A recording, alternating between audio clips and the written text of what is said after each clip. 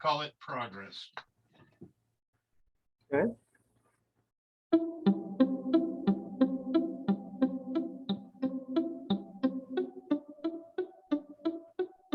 Wasted.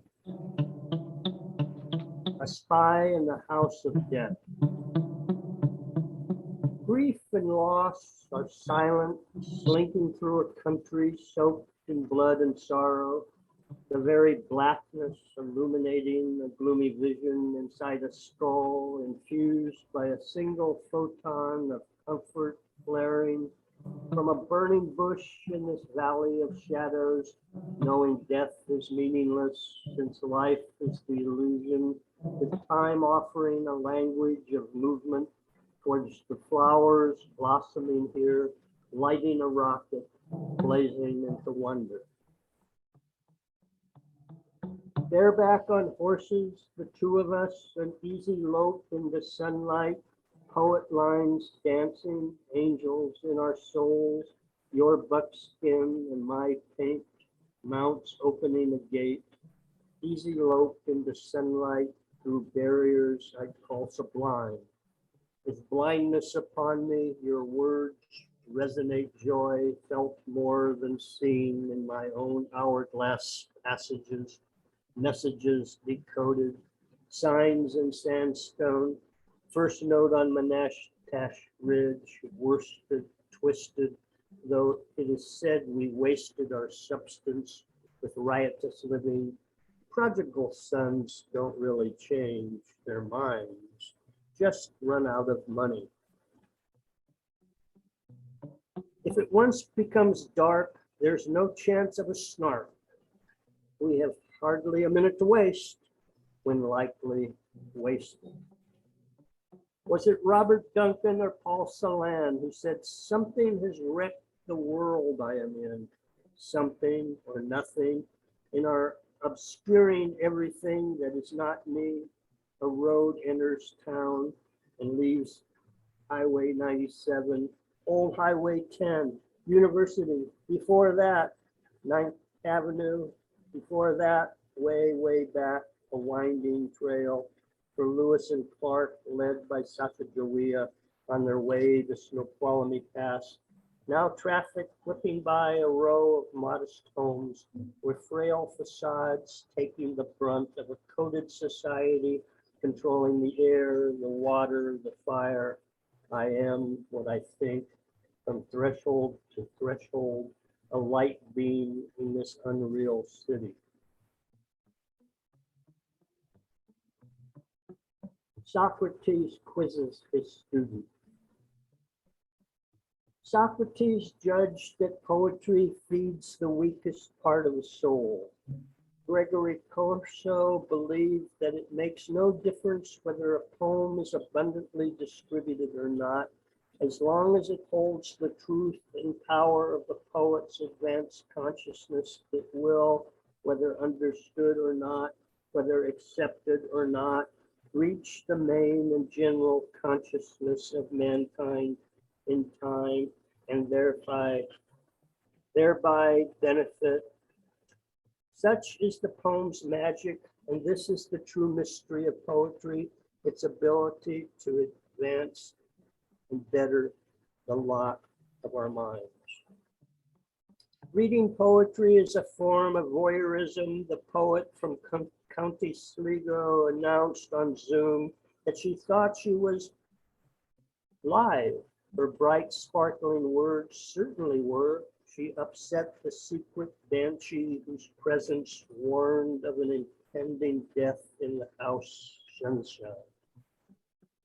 Was definitely not wanted there, needing a furtive quaff from his poetry bottle, a covert spy from the house of words just held on the very best he could manage Inna Shallah. At 5,000 degrees, the shadow silhouette of her body was imprinted on the stone steps in Hiroshima as if some Kilroy was there. J. Edgar danced in his tutu for his G-man lover, while he and Einstein refused. J. Edgar danced in his tutu for his G-man lover, while he and Eisenhower refused to acknowledge their African relatives. Elephants and dolphins gather around their dead. Dogs are said to eat their own vomit, except for humans. Animals of the same species do not generally devour each other. When Socrates quizzes his student on poetic meters, Strepsiades declares that he knows quite well what a docile is and gives him the finger. Lucky Lexi, living long, loving life, laughing at the eternal footman. For the time being, remembering winter in Fairbanks, awaiting Alan at the airport, us exhaling little cartoon balloons of CO2. Space, oh, there's plenty between us, but time makes it impermanent. If there was no phenomena, there'd be no time. Clocks die and their time is up. I've heard the queen is some kind of lizard person. Waiting, am I early or am I late or am I? You have learned about all there is to know, loving it and dotting it down. I drown out the siren's seductive tune as the dancers dance in the limpid light of noon, away from another newsy day. Hurry up, it's time.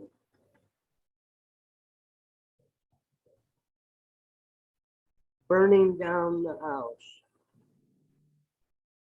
From the med on meds, heading towards dead, filled with espresso. Palantine radioed that the rats are fighting in the hallways with lightsabers. The Republicans, not the Irish kind, charge a woman with murder for a self-induced abortion. SCOTUS, aghast, but silent so far. Violent from the north, cold, my bones ache.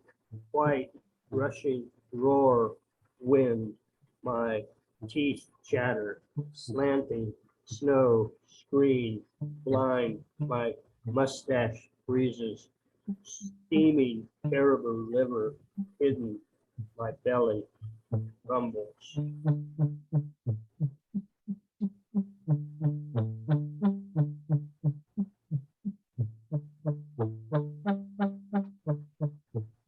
Death by air. Poetry of the mind, poetry of the voice, poetry of the body. Did you think the Kali Yuga was going to be easy? Whack, whack, whack. The COVID thing, a breathing thing. Smoke from fires all summer from every direction, a breathing thing. And then Waldenström malacoglobamia, a rare blood disease, catches me unaware, sneaks up like a smiler with a dagger beneath his cloak and nearly snuffs me out. A breathing thing. So being a master of meditation, I held up for a year, took online philosophy, and wrote essays on subjects ranging from ecological degradation to psychedelic katabasis, allegorically synthesizing the emptiness within with the emptiness without and doing chemotherapy. I'm in remission.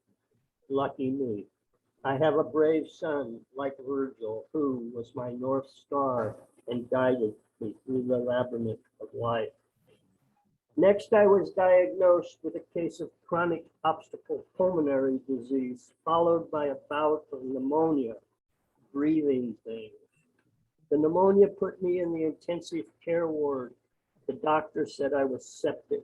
I had shot right through the bardo of dying into the bardo of supreme reality, and sitting in full lotus in bed, I began my practice of consciousness transference until the nurses stopped me saying I was making monitors flash. After 10 days of intensive care, I returned to the bardo of life. What the doctor said. Smoking gauloises and sipping espresso, sitting on the deck above deep bay, Socrates said to ask, why being gutshot is such a long and painful way to go, and also to ask, who makes a killing out of killing? So the hospital chief administrator called me into his office. We're like a family here. We treat each other that way. So we don't really need a union. We treat each other like family. Me. So if we're just one big family, then a contract won't make a difference, will it?